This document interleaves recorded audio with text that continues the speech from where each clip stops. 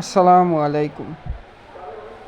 Bangladesh super ফোরে প্রথম match Bangladesh বনাম শ্রীলঙ্কা। খেলাটি শুরু হবে 20শে সেপ্টেম্বর রাত 8:30। এখন বলবো বাংলাদেশের সম্ভাব্য একাদশ। বাংলাদেশের একাদশে আছেন তানজিদ তামিম, পারভেজ হোসেন ইমন, লিটন কুমার দাস, সাইফ হাসান, তাওহিদ হৃদয়, জাকের আলী অনিক, শেখ মেহাদি হাসান,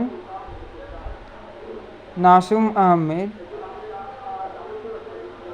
তানজিম সাকিব, মুস্তাফিজুর রহমান এবং তাসকিন আহমেদ।